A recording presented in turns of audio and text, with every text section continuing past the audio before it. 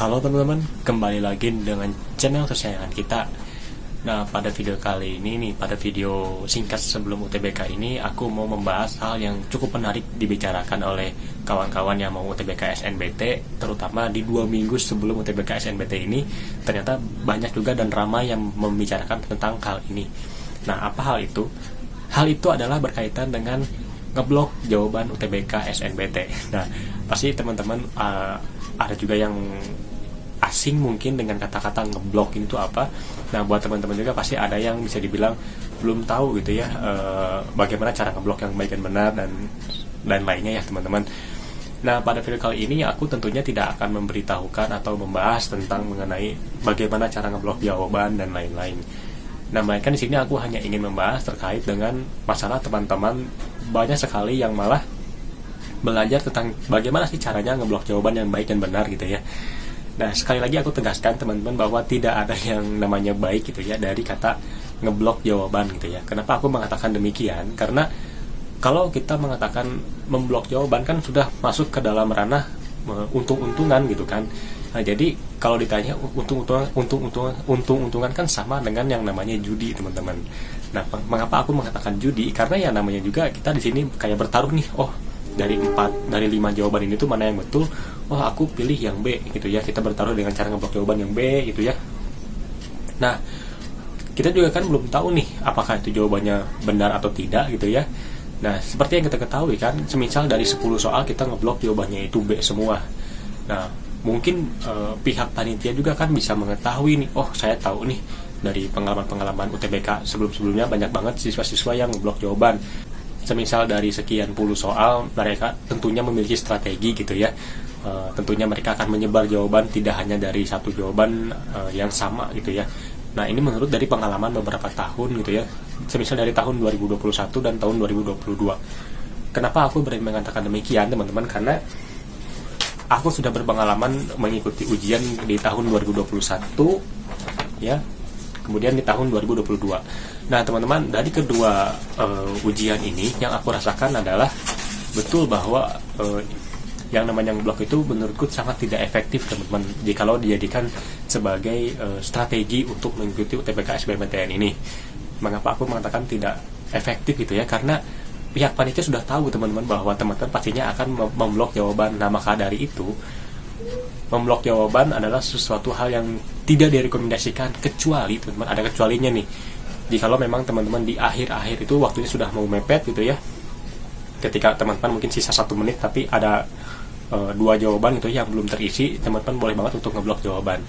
Nah, itu kan kalau di akhir-akhir banget nih, di sisa waktu 1 atau 2 menit lah bolehlah teman-teman untuk ngeblok jawaban gitu ya.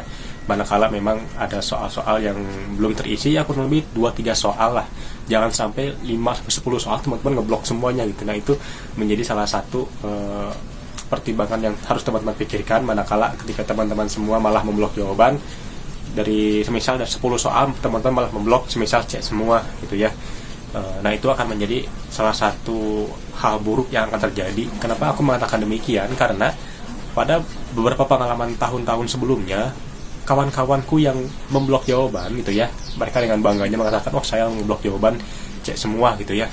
Itu karena teman saya yakin bahwa di jawaban C itu akan benar semua. Namun kenyataannya ketika pengumuman UTBK SBMPTN, skor dia malah kecil teman-teman. Nah, itu sering banget terjadi seperti itu. Nah, jadi teman-teman, dari kedua pengalamanku ini gitu ya, yang pernah mengikuti UTBK SBMPTN 2021 dan juga 2022 gitu ya. Nah, namun saya aku nggak ikut tahun 2023 karena tentunya aku juga sibuk dan gitu ya. Nah, jadi yang namanya memblok jawaban itu lebih ke untung-untungan teman-teman gitu. Nah, kenapa sih aku mengatakan untung-untungan? Karena kan memang biasanya ketika teman-teman memblok jawaban itu kan adalah pertanyaan-pertanyaan yang memang teman-teman itu tidak tahu jawabannya gitu ya. Nah, pastinya dong tidak tahu jawabannya. Nah, namun selain tidak tahu jawabannya, teman-teman juga kan hanya bisa dibilang blank banget tentang gambaran umum dari soal tersebut. Nah, makanya dari video-video sebelumnya ya, video singkat sebelum UTBK, aku menjelaskan teman-teman harus lebih sering untuk membaca materi, latihan soal dan lain-lain. Kenapa hal itu menjadi penting gitu ya? Semisal teman-teman membaca buku ini nih dari UTBK SBMPTN gitu ya.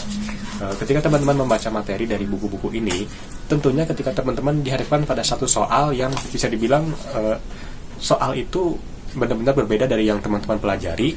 Nah, namun teman-teman karena pernah membaca buku-buku gitu ya, buku-buku materi, pernah juga latihan soalnya, maka teman-teman akan terbayang, oh, saya pernah mengisi soal ini nih.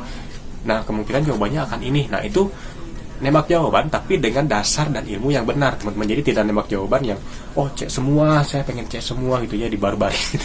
Itu menurutku adalah salah satu kekeliruan yang terjadi pada saat-saat ini. Nah, aku kurang tahu nih apakah hal ini akan menjadi berita penting atau gembira buat teman-teman yang sebetulnya bisa dibilang giat belajar gitu ya. Kenapa menjadi menguntungkan gitu kan? Karena ternyata banyak nih gitu ya kawan-kawan yang ternyata malah belajar cara ngeblok jawaban yang baik dan benar. Tapi menurut sudut pandangku tidak ada yang buruk dan tidak ada juga yang baik mengenai hal ini. Kenapa aku mengatakan demikian? Seperti yang aku katakan tadi, bahwa yang namanya blok jawaban itu kan lebih ke untung-untungan. Nah, teman-teman, dari beberapa strategi yang aku tonton dari beberapa YouTuber juga gitu ya yang membagikan strategi ngeblok jawaban, secara logika mungkin bisa dipahami gitu ya, bahwa oh mungkin dengan memblok jawaban B semua kayaknya bisa dong gitu ya. Ada soal-soal yang bisa dibilang ya kita tidak tahu jawabannya, dan mana tahu jawabannya itu mungkin B gitu ya, jadi ngeblok B semua. Nah, yang jadi pertanyaan adalah seberapa yakinkah teman-teman bahwa jawabannya itu mungkin kemungkinan akan B gitu ya, dan kemungkinan akan disebar di B itu ya, di B semua. Nah, menurutku kemungkinan itu terjadi adalah sekitar di bawah 10%, bahkan mungkin di bawah 5% gitu ya. Kenapa demikian gitu ya? Karena yang aku tahu kan dari soal UTBK tahun 2022 itu cuma 20 soal gitu ya, untuk beberapa soal gitu ya. Nah, dari 20 soal, masa sih dari 10 soalnya itu jawabannya kan B semua gitu ya, atau paling tidak dari 10 soal jawaban B itu mungkin 7 atau 5. Menurutku itu lebih gak mungkin gitu kan. Kenapa gak mungkin? Karena ya seperti yang aku katakan tadi, bahwa panitia itu tentunya sudah paham dan tahu betul bagaimana calon peserta akan ujian. Nah, tentunya untuk hal nembak jawaban ini sendiri sudah ada di tahun-tahun sebelumnya, dan untuk mensiasati hal ini panitia sendiri memilih untuk menyebarkan jawabannya, teman-teman, seperti itu. Nah, kalau dari pengalamanku pribadi, teman-teman, apakah aku pernah memblok jawaban? Jawabannya pernah, teman-teman. Tapi pada saat itu memblok jawaban sendiri itu bukan dari awal aku pilih B semua tuh, tidak, teman-teman. Tapi aku kerjakan sebisaku dulu nih gitu ya untuk soal-soalnya. Lalu di sisa-sisa waktu 2-3 menit aku barulah memblok jawaban yang memang aku rasa ini terlalu sulit, dan bahkan aku tidak punya gambaran dari soal tersebut gitu ya. Jadilah aku memblok jawaban B semua gitu ya. Kalau tidak salah aku memblok jawaban itu C semua, teman-teman. Kalau nggak salah itu C semua, karena entah kenapa pada saat itu opsi jawaban C itu menjadi yang bisa dibilang paling masuk akal lah pada saat itu. Tapi itu pun tidak sampai 10 soal yang aku blok, melainkan hanya sekitar 3 soal, teman-teman. Ya, kurang lebih 3-5 soal lah.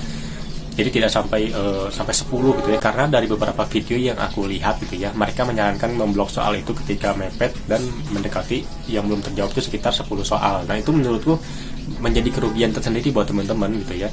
Nah, dari pengalaman temanku juga gitu ya, bahwa dia yang memblok soal-soal gitu ya, misal dari bahasa Inggris nih, dia memblok soal gitu ya. Nah, dia mengatakan, oh, saya memblok soal waktu bahasa Inggris D semua. Dia mengatakan seperti itu karena sama dengan tutorial yang dia dengar gitu ya, atau dia tonton, dia memblok D semua gitu ya, dan alhasil nilai dari bahasa Inggris dia cuma 320 kalau tidak salah, teman-teman. Nah, itu kan menjadi satu kerugian juga buat teman-teman gitu ya. Mungkin kalau teman-teman bisa dibilang walaupun nembak dikit-dikit gitu ya, tapi disebar dikit-dikit juga kan tentunya mungkin tidak akan separah yang D semua gitu kan, seperti itu. Nah, teman-teman, jadi pada kesimpulannya untuk nembak jawaban sendiri tidak aku rekomendasikan. Boleh banget untuk nembak jawaban, tapi catatan tinggal 3 soal lagi, atau ya dengan sisa waktu ya kurang dari 2 menit sajalah, seperti itu, teman-teman. Jadi tidak dari awal sampai akhir tuh teman-teman ngeblok jawaban, ya tidak seperti itulah, karena aku yakin hal tersebut akan menjadi auto nilai itu jelek, teman-teman, seperti itu. Oke. Mungkin sekian pembahasan singkat sebelum UTBK dari saya gitu ya. Semoga teman-teman semua bisa memahami yang aku jelaskan. Kita bertemu lagi di video singkat sebelum UTBK selanjutnya. Bye-bye.